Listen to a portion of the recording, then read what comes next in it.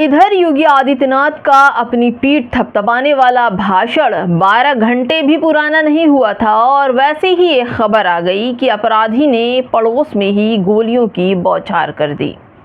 क्या अपराधियों को योगी आदित्यनाथ का डर नहीं है? मऊ में भाषण चल रहा था कि अब कोई भी माफिया किसी हिंदू को धमकी नहीं दे सकता, जो देगा किसी हिंदू के सामने पिस्टल नहीं लहरा सकता। उसके चंद ही घंटों के बाद अपराधियों ने गाजीपुर में एक होटल कारोबारी विनीत राय को गोलियों से भून डाला। इस प्रदेश में हर समस्या का इलाज केवल भाषण है या फिर हिंदू मुसलमान है। भाषण खाइए, भाषण पकाइए, भाषण पचाइए और भाषणों का तकिया बनाकर गहरी नींद में सो जाइए, क्योंकि बस यही बचा हुआ है और कुछ भी नहीं है। बोलेंगे बटोगे तो कटोगे, या फिर होश में रहो या फिर अगले चौराहे पर यमराज देखेंगे। पूरी खबर बताने जा रही हूँ। नमस्कार, आप देख रहे हैं बामसेफ न्यूज़ और मैं हूँ आपके साथ शैला। इस देश का मुसलमान दोयम दर्जे का नागरिक हो गया है। कोई भी कुछ भी कह जाए या कहकर चला जाए या उसके साथ कुछ हरकत कर जाए, कोई बोलने वाला नहीं है। मिलॉर्ड भी खामोश रहते हैं। अब आइए थोड़ा आगे चलते हैं और आज की खबर मुसलमानों से जुड़ी आपको बताते हैं। मुसलमानों को लेकर एक और साजिश दंगा कराने की वो बेनकाब हो गई है और इसको सीसीटीवी फुटेज ने पूरी तरह से बेनकाब कर दिया है।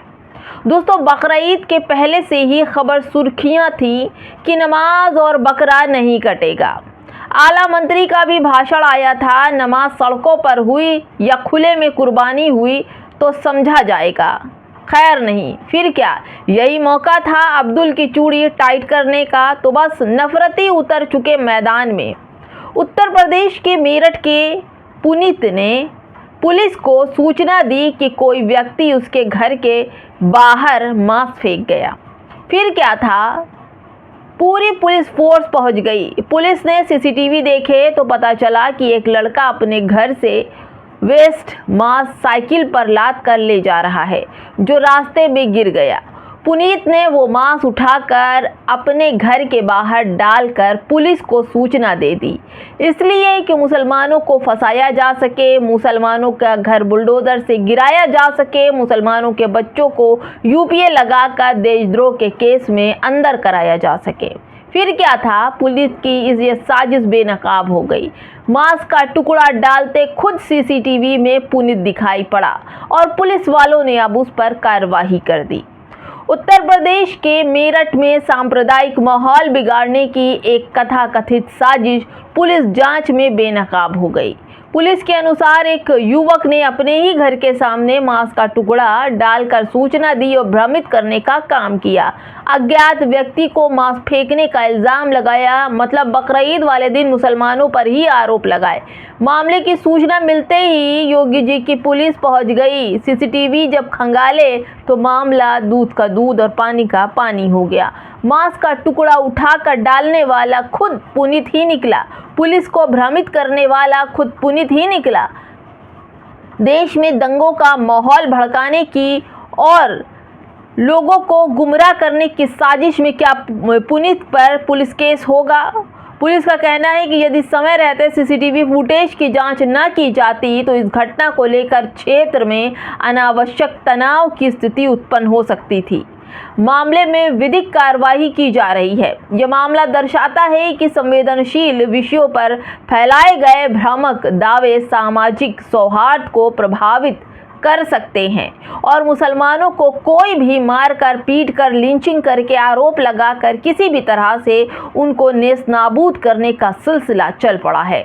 उत्तर प्रदेश के ही सहारनपुर जिले के देहात कोतवाली क्षेत्र में सकलापुरी गांव में शिव मंदिर में 23 मई को 10 वर्षीय दलित बच्ची के साथ दुष्कर्म की कोशिश का मामला सामने आया था।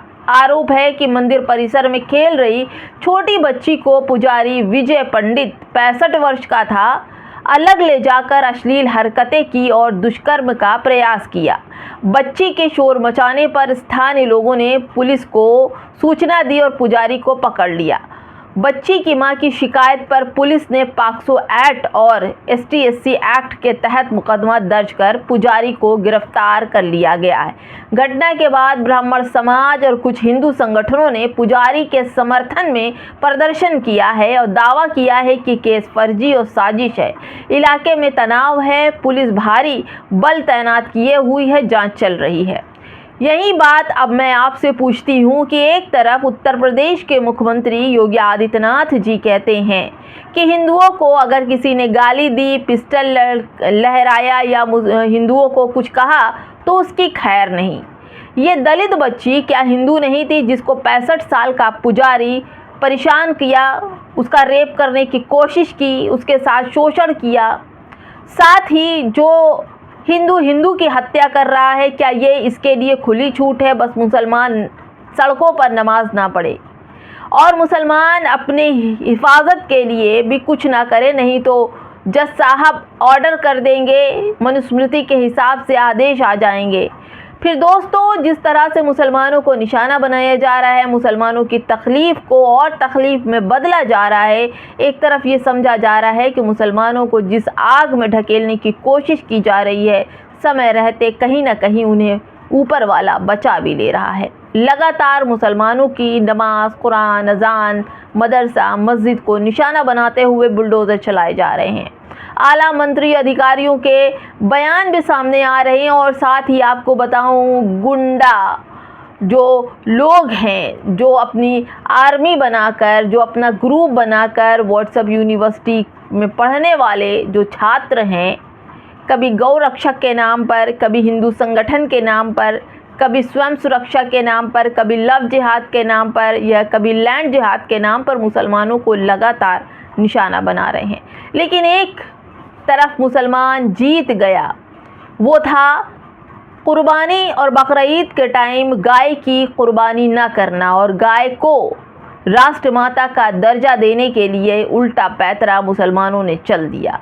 अब बीजेपी तिलमिलाई है कि किसी भी तरह से देश में अराजकता फैल जाए और उनकी ये जो साजिश है राष्ट्रमाता को गाय को राष्ट्रमाता घोषित करने की, ये मामला थम जाए और ये जिस तरह से उनसे पैसे कमा रहे हैं, चाहे वो दूध से, दही से, मांस से, खाल से, ये उनके पैसे बचे रह जाएं और इसके लपेटे में अब्दुल फंस जाए और उसकी चूड़ी टाइट हो जाए।